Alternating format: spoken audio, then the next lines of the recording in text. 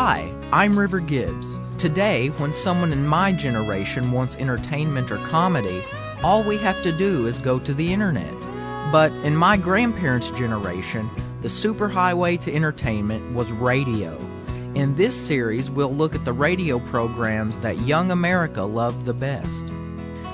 One of the most enduring singing cowboys in old-time radio was Gene Autry. His show, Melody Ranch, was broadcast live on the CBS radio network from the fall of 1943 until the fall of 1955. There was a 2-year break in the run of the show while Autry was fighting for his country as a pilot in World War II. Autry resumed his radio broadcast in the fall of 1945. Much of the run was sponsored by Wrigley's Spearmint Gum. Today we have 2 episodes of the series.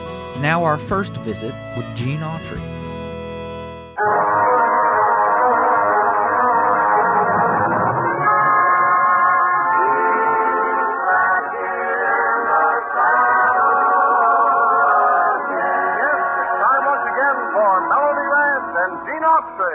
I'm back in the saddle again,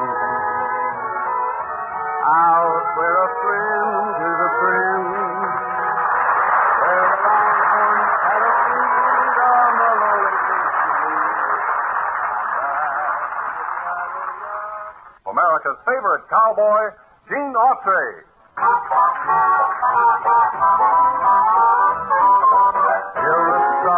In the sky cease to shine, dear, till the sand of the desert grows cold, till the last petal falls from the roses, and the silver in your hair turns to gold, till the sun and the moon hide in darkness, and we wait for that great day to shine. Oh, my darling, that's how long I will love you. Till the end of the world, you'll be mine.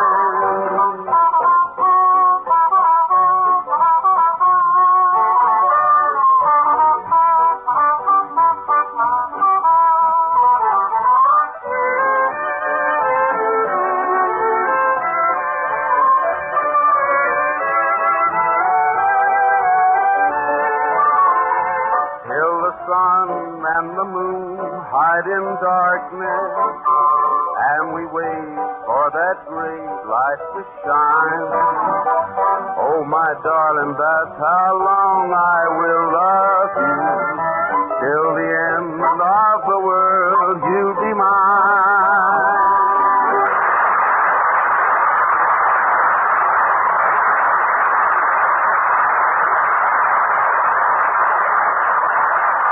Thank you, folks. Thank you. Well, hi there, friends and neighbors, and welcome once again to Melody Ranch.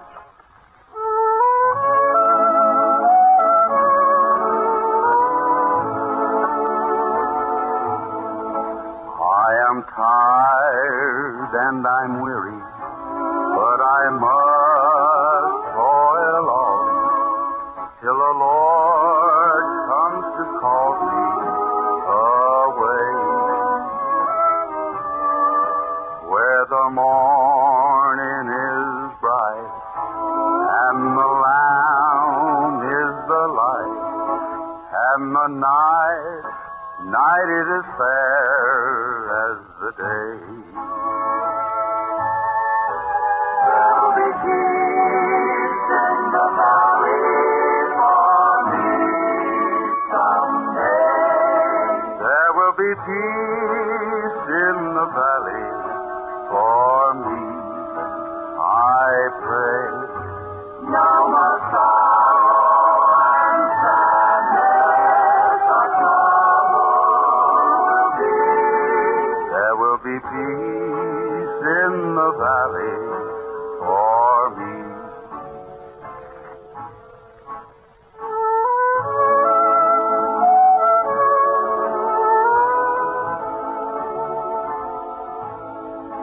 There the bear will be gentle, the wolf will be tame, and the lion will lay down by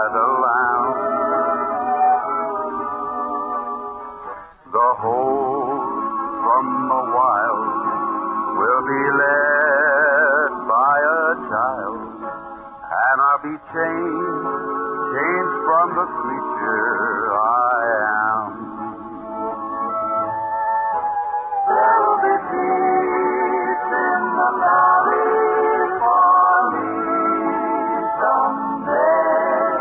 There will be peace in the valley for me, I pray.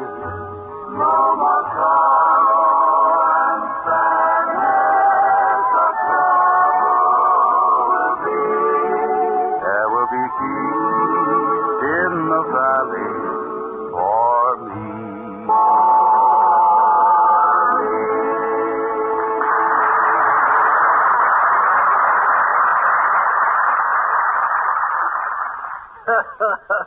Guess what whimsical bit of practical skull drudgery I just pulled on poor old Johnny Bond. Frankly, I can't imagine. What? Well, you know that old pocketbook trick? The one where you just happen to leave a wallet full of money on the ground? Yeah?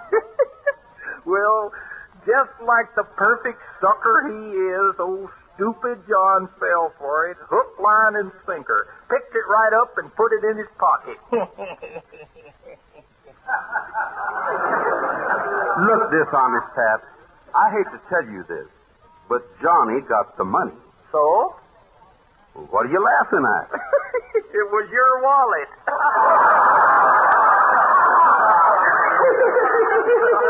Yeah. Pretty smart. Yeah, pretty good. Wait a minute, what are you laughing at? That was the money I was going to pay your salary with. Will somebody please tell me how come I always wind up the sucker? Maybe it's because you always ask for it. You know, you might be right at that. Now, you take, for instance, the other night. I had a date with my girlfriend. Lena Genster is her name. And only thing, when I got to her house, there she was sitting on the Davenport holding hands with another man. Oh, no. Oh, yeah. But leave it to old Pat. I fixed them good. Oh? Yeah. What did you do? Turned out the lights so they couldn't see what they was doing. Oh, you fixed it all right. Yeah. Say, you know something, Buttram? Huh? You're always thinking you're so smart. You know that? Pick, pick, pick. That's all both of you do. Just pick on me all the time. Why don't you do something to help me for a change? Now, wait just a minute there, Barrel Billy. When you were sick last year, who rode 15 miles in a blinding snowstorm to get you to a doctor? You did? Yeah, and last spring when you fell in the river and almost drowned. Who saved your life? Gene did. And what about the time that horse ran away with you? Who stopped him and saved you from breaking your neck? You did? Well? Yeah, but what have you done for me lately?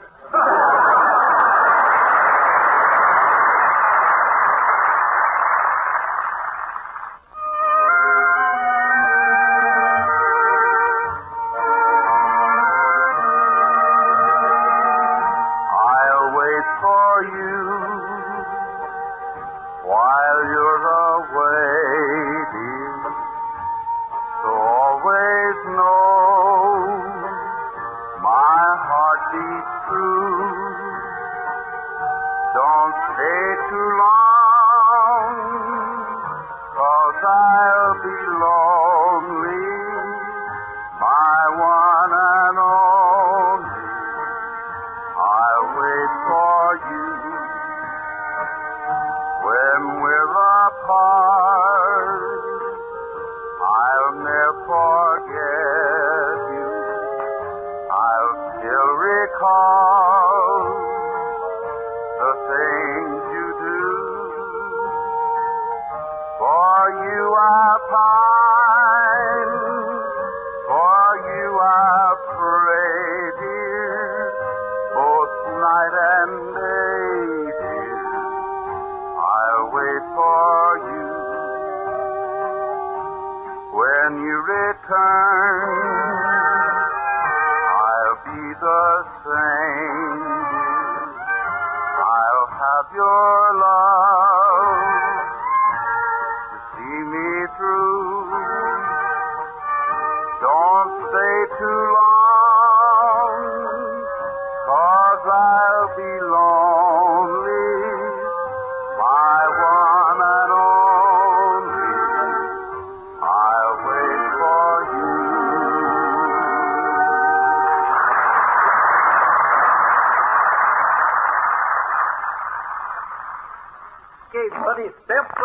and pick a card. Any card. Just pick a card. Now, wait just a minute.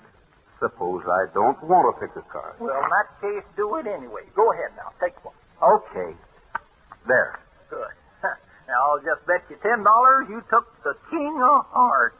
You're all wrong. It was the three of clubs. Well, no wonder you picked the wrong card. Fine thing. You just never learn, will you, Pat? What do you mean by that? Do you really want to know? Well, from that look in your eye, I ain't quite sure. Well, nevertheless, you're going to hear it anyway. For instance, do you by any chance remember one time, about 3 years ago, when I went out of town on business? And do you just faintly recall that on the same day I left Melody Ranch, you used Champion to ride into town? And by just the slimmest possibility, do you remember strolling into the lobby of the Travelers Hotel with that big country blank look on your silly face, sitting down in a chair, and then just a few minutes later having a stranger walk up to you and say, Hi, cowboy. How'd you like to pick up a couple of fast bucks? Sure, why not? So, you followed this sterling character up a back flight of stairs to a room on the second floor, where you met another sterling character who asked you to make yourself at home and said, Tell you the truth, cowboy, my friend here and I were just passing through town, and since you looked like a fairly sporting type of gent, Well, we thought you might like to sort of pass the time away with us. sure, why not? now you were hooked. But, like the cat with the mouse, they decided to let you just smell of the cheese a little first. So, they talked you into playing a little game. A game in which all you had to do to win was tell them which shell a certain pea was under. And you did. Well, cowboy, it sort of looks like you've kind of taken us over the coals. Boy, howdy, I'll say. I'm $6.12 ahead. Look, pal, since your luck is running so good, maybe you'd like to raise the stakes a little. Okay, how much? Oh, say $5,000. Well, suits me. Did you say $5,000? Well, we'll make it more if you like. Look, mister, I ain't even got 5,000 cents, much less $5,000. Well, then, what about that horse we saw you ride up on? Why not bet him? Are you kidding? That ain't my horse. Belongs to my boss. Well, so what? The way your eyes follow that pea, you're almost a cinch to win $5,000. Your boss will never even have to know. Well, Come on. How about it? you sure I'll win? Well, I don't see how you can miss. Here's our $5,000. Wow. Huh. Okay, I'll do it. Only go real slow, 'cause this time I can't lose. Don't worry. Now then, I just pick up the little pea like this. Switch the shells around like this. Now, which shell is the pea under? That's easy. I can't miss. Saw it plain as day. The pea's under that shell right there. Okay, we'll just lift it up like this. See? What the... Holy smoke. It ain't there. Oh, Sorry, cowboy. Better luck next time. but what about Gene's horse? I've lost Champion. Oh, me. I wish I was dead.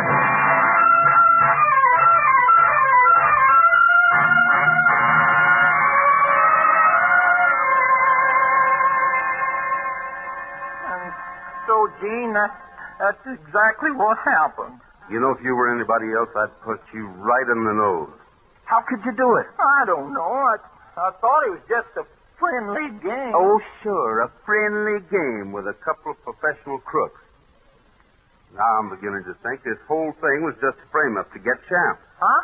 What makes you say that? Well, because when I got over to the city today, the guy I was supposed to see said he'd never written me a letter in his life. Oh, no. Oh. Look, if you want to leave me alone in the next room with a loaded gun, I'll be glad to do the rest. No. You haven't got enough up there to hurt you. Forget it. It's done and that's that. But there's one thing sure. I'm going to get Champ back if it costs you every cent you've got in me, too.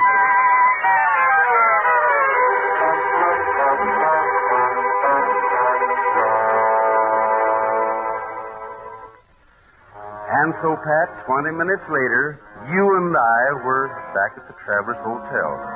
Only by the time we got there, your friends had checked out.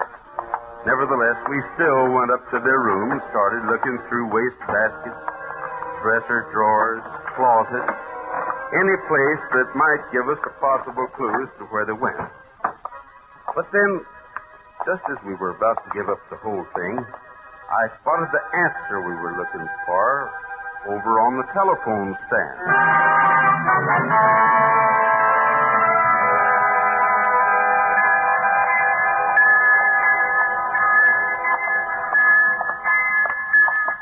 Look, Gene Autry, will you please tell me what in tarnation we're doing clear down here in the railroad freight yard? You'll find out soon enough. Follow me. Oh, fine. I've been following you for 20 minutes now, and I still don't know any more than when I started. Will you quit your griping? What's the number on that cattle car? How should I know? Wait till I rub off the dirt. Well? WP71608. Good. Well, we're getting closer. Come on. I'm coming. Still don't see what you're trying to prove, though. Wait a minute, Pat. Hold it. What's the matter? I think this is it. WP72870. You mean you actually think Champ is really in this here boxcar? I'm positive. Just keep down and follow me. Okay. I sure hope you know what you're doing. And don't worry. Here's the door. Stand back while I slide it open. Right. So far, so good. Yeah, but what do we do now? Take a look inside. Come on. Kind of dark in here, ain't it? Looking for something, mister? Huh? Don't reach either one of you. Hey, look, Gene. There's Champ. Don't worry, boy. Don't worry. We'll get you out of here. You hear what the cowboy said, Joe? Yeah, got a pretty fair sense of humor, ain't he? I don't know. Let's see if he has or not. What time is it? 4:20. Good. That makes it just perfect. 10 minutes more and this heat will be pulling out. Only they'll be too dead to enjoy the ride. By the way, Autry, how'd you like the way we suckered your dumb chum here into losing your horse? You should be real proud of that. You don't know the half of it. You see, whether you know it or not, this horse of yours has quite a reputation for its speed. So? So there's. Nobody's ever seen him run. That is, nobody from back east, except Joe here and me. Meaning we wait till just the right time, enter him in just the right race, clean up. Pretty nice, huh? Yeah, except for one thing. Now, what's that? Why could the people riding the horse? There. You like this? How you doing, Pat? Great. One more like this, or to do it. There. Nice going, kid. Now, both of you get up. What are you going to do with us? Same thing you were going to do with my horse. Give you a one-way ticket back east. Come on, Pat. Be a champ. Let's go home.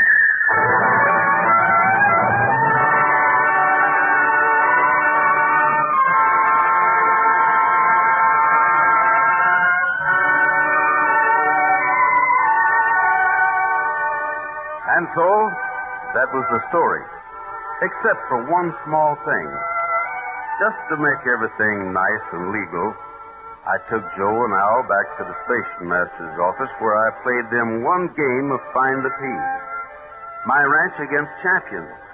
You know what? I won. Well, Patrick, does it all come back to you now? Okay. So I made a fool of myself.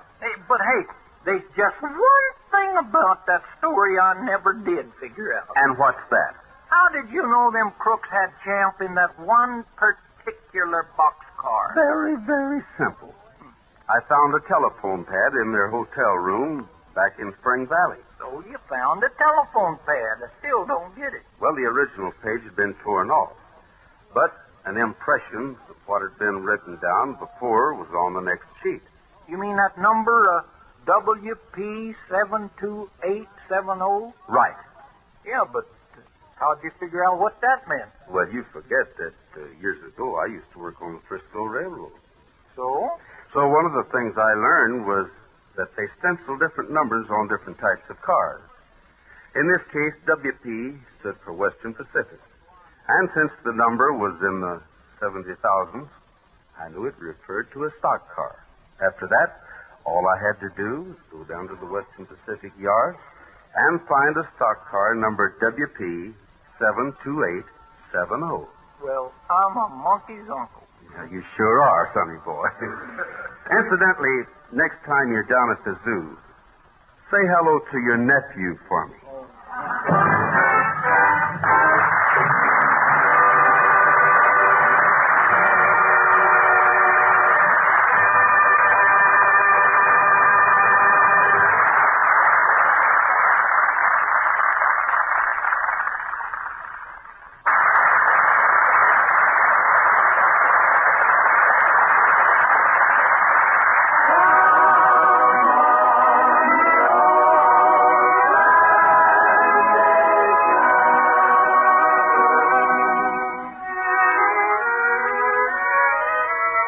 Now, friends and neighbors, here to my way of thinking is one of the most beautiful examples of musical Americana to be found anywhere.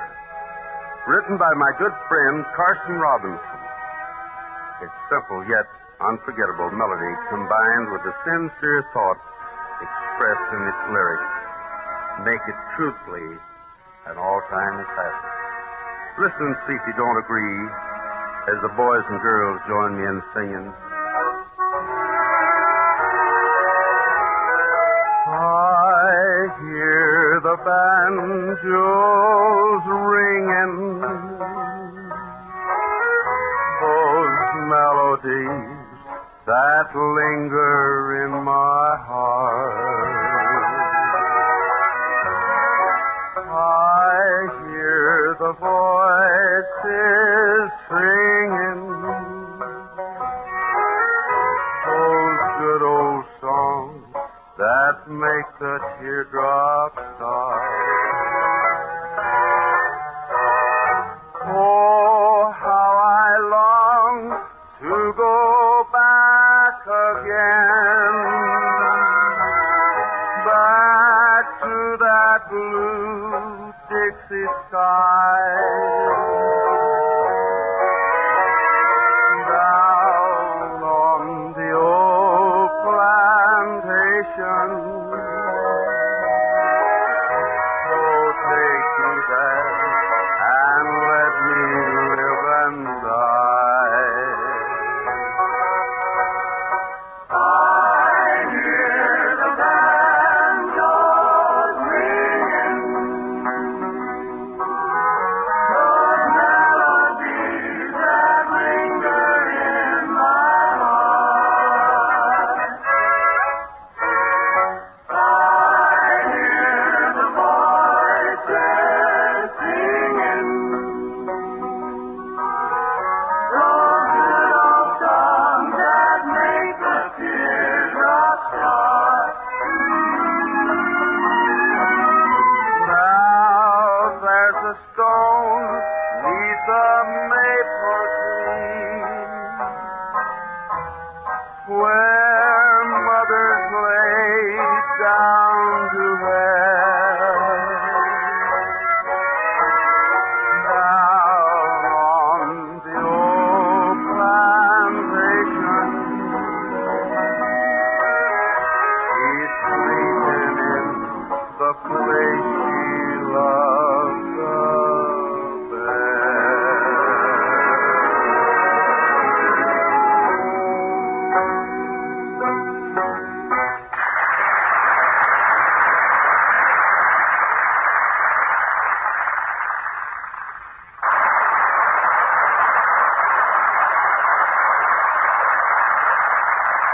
good friends and neighbors, looks like that just about closes up shop for this current business.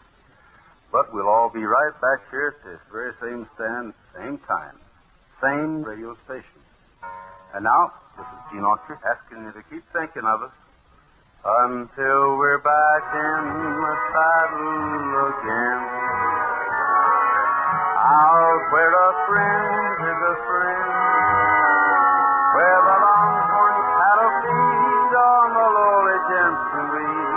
I'm back in the saddle again, riding the range once more.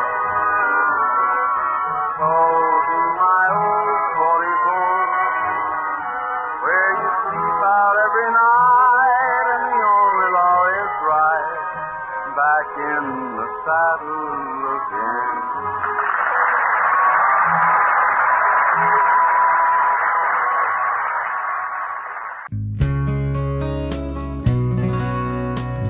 We're halfway through this episode of the radio shows Young America Loved the Best. Now, our second show.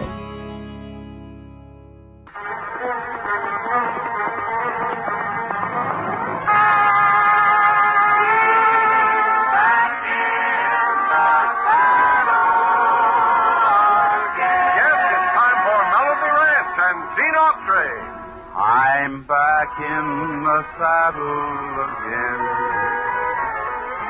out where a friend is a friend, where the longhorn cattle feed on the lowly gentry. I'm back in the saddle. I'm packing my grip, I'm leaving today, I'm taking a trip California way. I'm going to settle down and never more roam, and make the San Fernando Valley my home. I'll forget my sins, I'll be making new friends, where the west begins and the sunset ends, 'cause I've decided where yours truly should be. And it's the San Fernando Valley for me. I think that I'm safe in stating he will be waiting when my lonely journey is done. And kindly old Reverend Thomas made us a promise, he will make the two of us one. So I'm hitting the trail to the cow country. You can forward my mail, care of RFD. I'm going to settle down and never more roam, and make the San Fernando Valley my home. I think that I'm safe in stating he will be waiting when my lonely journey is done. And kindly old Reverend Thomas made us a promise, he will make the two of us one. So I'm hitting the trail to the cow country. You can forward my mail, care of RFD. I'm going to settle down and never more roam, and make the San Fernando Valley my home. And make the San Fernando Valley my home.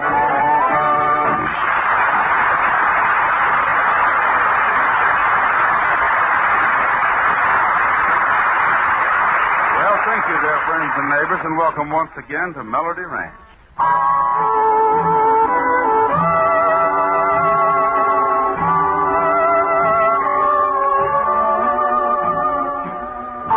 Red sails in the sunset, way out on the sea. Oh, carry my loved one home safely to me. He sailed at the dawning, all day I've been blue. Red sails in the sunset, I'm trusting in you. swift wings you must borrow. Make straight for the shore. We marry tomorrow, and he goes sailing no more. Red sails in the sunset, way out on the sea. Oh, carry my loved one home safely to me.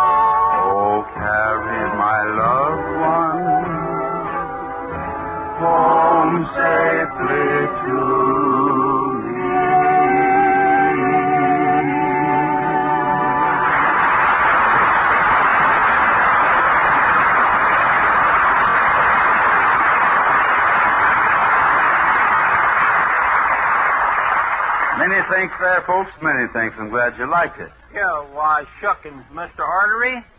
I even liked it myself. Oh, you did? Matter of fact, sort of reminded me of one time back home.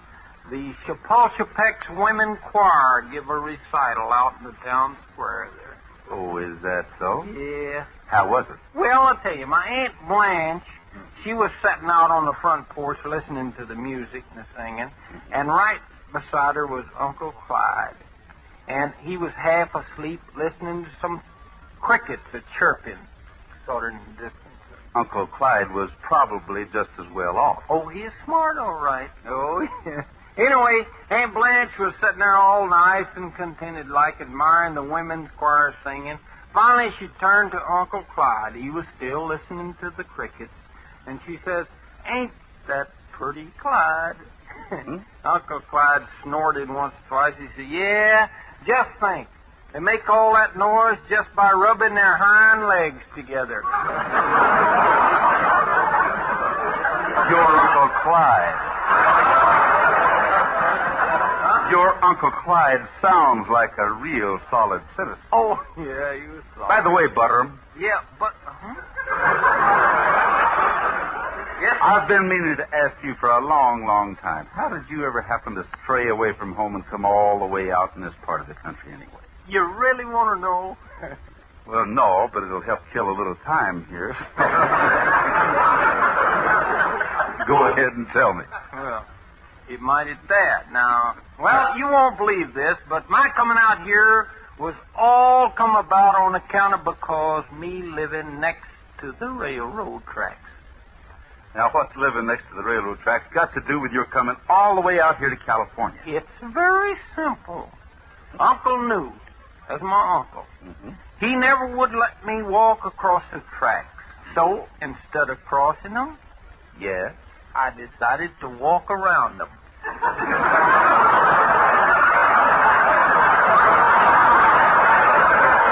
I am. That's what I call really using the poor part of your head, Yes.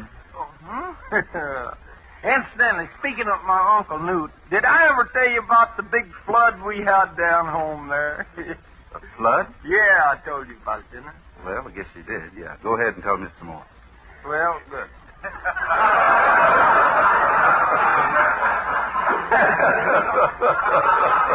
I'll correct you if you make any mistake. Yeah, why? All right, I was staying with Uncle Newt. That's my Uncle Newt and Aunt Agnes at the time. And one morning, the water from the river flooded the house clean up to the windowsill. Mm-hmm. And, well, just then, a rowboat come along to rescue us. Yes. And just as me and Aunt Agnes started to go out, all of a sudden, she spotted Uncle Newt's hat floating back and forth across the field, back and forth. His hat. Holy smoke. Back and forth. What did she do? Nothing. She just looked down and she said, "You know, your Uncle Newt sure is stubborn. He's gonna do his plowing, flood or no flood."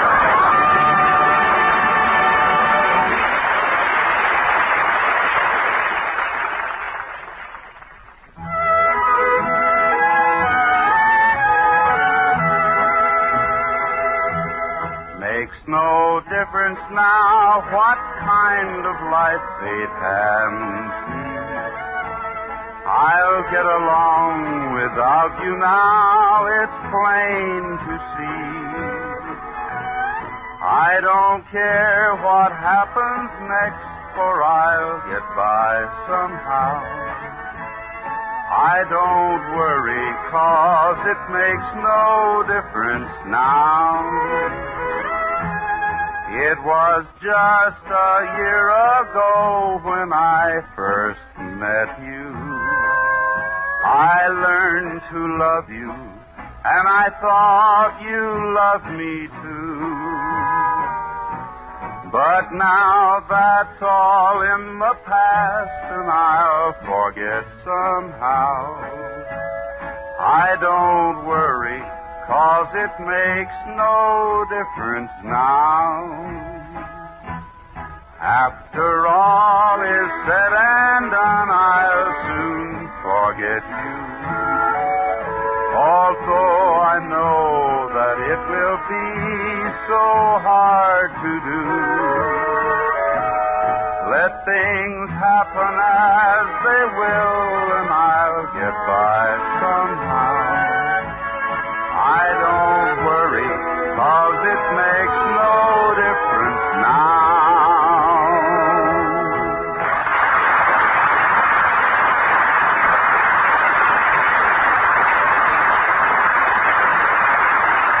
Well, thank you, neighbors. Many thanks.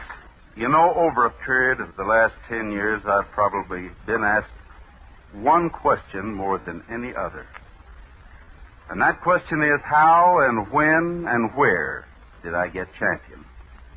Well, sir, here, to the best of my knowledge, is the answer. To begin with, it's hard for me to remember just when Champ first came to me and came to be my horse. Seems now like he's been with me all his life. But there was a beginning. And to my best recollection, this was it. One fall day many years back, a bunch of us cowboys were out on our yearly wild horse roundup. But what made this particular roundup important wasn't the size of the herd. No, it was a beautiful stocking-legged chestnut stallion that stood out from the rest of the horses like an icicle on a summer night. Funny thing, too, I knew right then and there that that was my horse. In fact, the next morning, I was up at dawn, all ready to start breaking. Easy now, boy, easy. All right, Johnny. Try and throw a saddle on him while I hold this rope. Watch it, he's wild. Okay. Easy, fella. Easy now. Just hold still a second while I put this little present on your back for you. Like that. Good boy, Johnny. Easy now, fella, easy. I'm not going to hurt you. You and I are going to be friends. Just wait and see. Okay, Gene. All set. Right. Now, you come around here and hold the rope while I get on him. Don't turn him loose till I tell you. Don't worry about me letting go. Just try and stay on yourself. I'll do my best. There, now, easy, fella, easy. Remember, I'm your friend. Okay, Johnny, turn him loose. Well, sir, I've ridden a lot of wild horses in my life, but never anything to match that. First time he threw me before I even had a chance to get the saddle warm. So I got on him again. This time he spun, kicked, dug dirt, then he jumped what seemed to be about 10 feet in the air. As he did, he spun again. This time kicking his legs high and coming down with the force of a pile driver. When he did, I wasn't on him. Finally, though, a little over a week later, I managed to get him quieted down to where I could actually ride him without having him buck me all over the place. But as I said before, it was worth it. For now, I knew I had a real horse, a one-man horse that would be with me till he died. That is, I thought I did. 2 days later, I found out I was wrong. Gene, your horse is gone. I figured the horse would head straight for the place we saw him first, in a valley way up in the foothills called Sandstone Mesa. And sure enough, when we got there, we found a whole herd of wild horses. But mine wasn't among them. No sign of him here, Gene. Matter of fact, as far as I can tell, none of them other 3 horses that are missing are in that herd either. Sure doesn't look like it, Johnny. Well, come on, let's try over in Wilderness Flat. Maybe he's over there. Right. Get up, boy. Come on.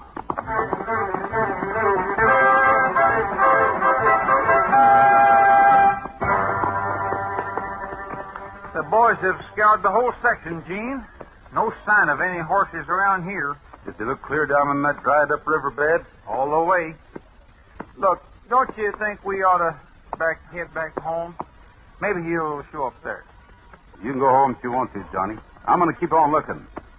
Besides, I've just been thinking. Maybe that horse didn't run away. Huh? What are you talking about? I know he run away. He ain't back at the range, so he must have run away. That's not what I mean. I mean that maybe my horse and those other horses didn't leave of their own accord. Maybe they were stolen.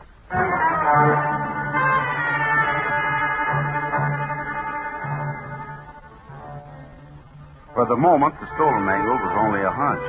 But the more I thought about it, the more it made sense. I had no idea where to start looking, so I tried another angle. I remembered that years back I'd done a big favor for a slightly shady Mexican character by the name of Autry. As a matter of fact, I'd saved his life in a gun battle down by the border. 3 days and 60 miles later, I finally located him in a deserted, third-rate saloon in the dirty border town of Toronto. Well, hello there, Autry. Caray, Senor Autry. Is that you? Is it really you? That's right, Arthur. Have you been? Oh, some days good, some days bad. Oh? You know how that is. But always, Senor, remember what you tell me. No stealing horses, no breaking the law, huh? Well, that's good, Arthur. Glad to hear that. But that's not what I've come to see you about. Oh, well, what, amigo? What? Well, I just want to get a little information from you. That is, if you can give it to me. If I can, you shall have it, Senor. Arthur has never forgotten what you do for him. What kind of information you want, eh? Well, almost 2 weeks ago, 4 horses were stolen from my ranch. 3 of them I don't care about. But one of them I do. He was my personal horse, Arthur. I just broke him. And I want him back. But, Senor, I don't know nothing about that business now. I've forgotten all about that. Look, I know you had nothing to do with actually stealing him yourself. But I thought maybe you could give me a line on who did. No, I'm sorry, Senor Autry. Okay, Arthur. You can't. That's all there is to it. Look, if you hear anything, let me know, will you?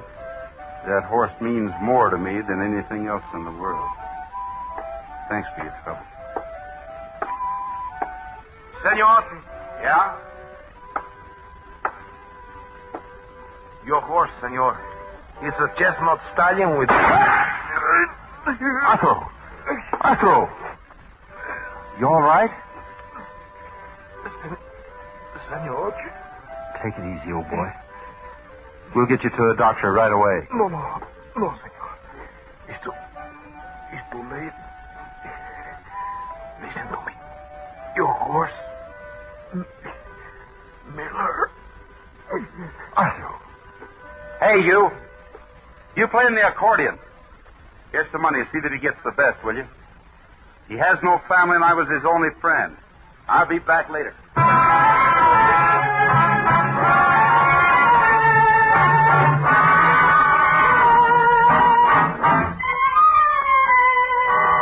Now I was more determined than ever. Now that the man I was looking for, I I not only wanted for horse stealing, but for killing my friend as well. I remembered what Autry had just said as he died. He mentioned a man named Miller. The next morning, 18 miles outside of town, I found a horse dealer by that name. I'm sorry, cowboy, but I can't recall a horse of that description coming through my stables. Of course, I buy and sell mighty fast these days. You might come back in, say, a week, though. Maybe you'll have showed up by then. Yeah, maybe he will. But so long, Mr. Miller. Thanks for your trouble. Oh, don't mention it. Sorry I couldn't help you out. As I walked toward the door, I looked around Miller's makeshift office. I remember wondering whether or not Miller was telling the truth. Then I saw something that made me darn sure he wasn't. Because there hanging in a corner was a fancy hair bridle. The same bridle that I'd left on Champ the night he was stolen. The same bridle I'd made with my very own hands. That night I was back at the Miller stables. But this time I wasn't there to ask questions. Not in this stall. I wonder how many of these horses have been stolen. Hello there, Blackie. Good fellow. No, you're not the one I'm looking for either. I wonder if... Hey. Is that you, boy? Is that you? It is you, champ. What have they done to you? You're all beaten up. Why, you're bleeding. Here, let me put this around your leg. That'll help. Then we'll get you out of here. I wouldn't be too sure of that, cowboy. Miller. Why, you dirty, stinking horse Don't stealer. come any closer. I'm warning you, Autry, or I'll give you the same thing I gave your pal Otto. Shooting's not going to stop me. Now drop that gun. Well, I'm going to give you the worst beating you've ever had. No, please. Please don't hit me again. Stand up, I said. Stand up. Okay, if you won't stand up, I'll kill you. No, please. This is for me. That's for my friend Arthur. No. I'll do anything you say. Just don't hit me again. You're a coward, Miller. A yellow coward. Frankly, I wouldn't want to dirty my hands hitting you again. Besides, out in this part of the country, the law has a special way of dealing with guys like you. Come on, champ, let's get him into the sheriff. And then, boy, you and me are heading for home.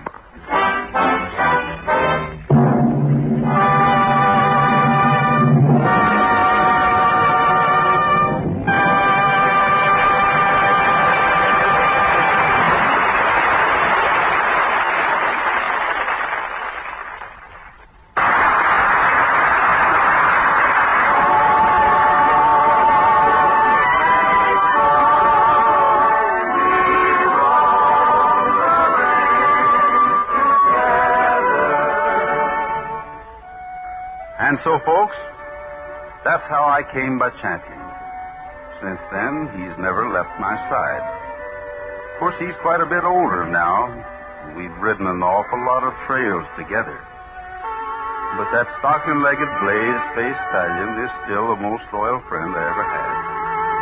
So here's to you, old boy. May all your pastures always be green.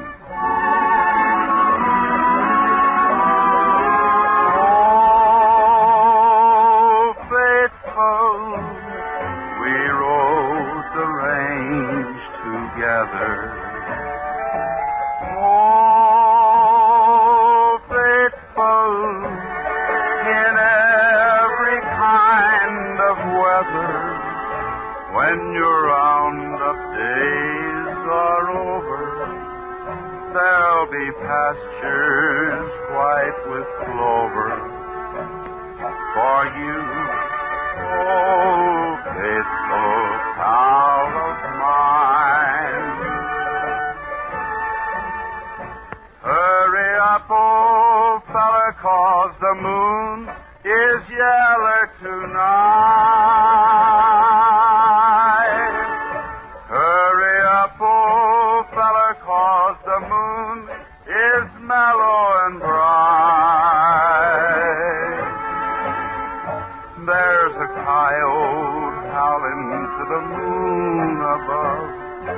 carried me back to the one I love. Hurry up, old fella, 'cause we gotta get home tonight.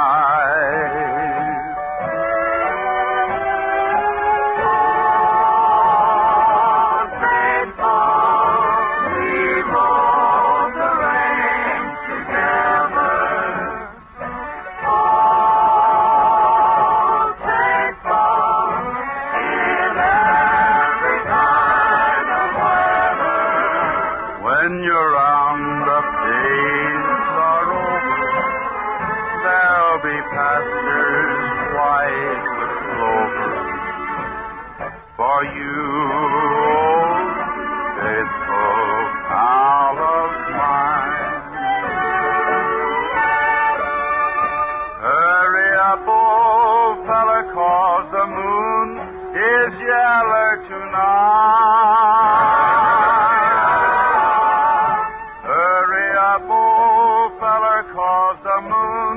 Is mellow and bright.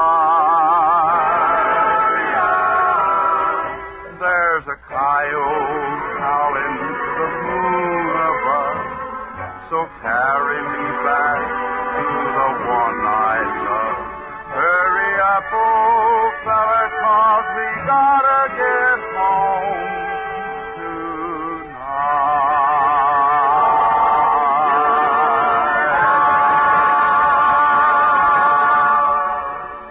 Well, good friends, that seems to be the last rung on the old ladder for this Melody Ranch party.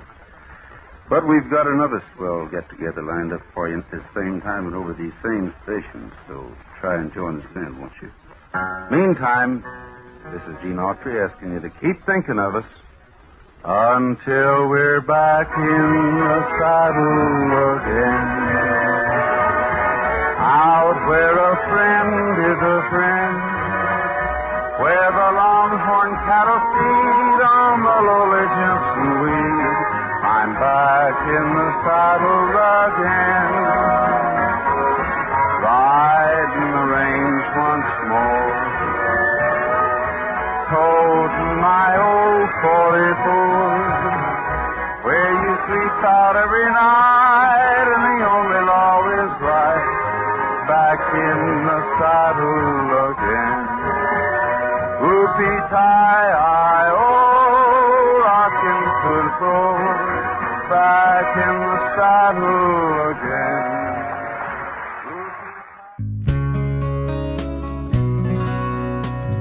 Well, that's it. Another episode of the radio shows Young Americans love the best. I'm River Gibbs, inviting you to join me next time, right here.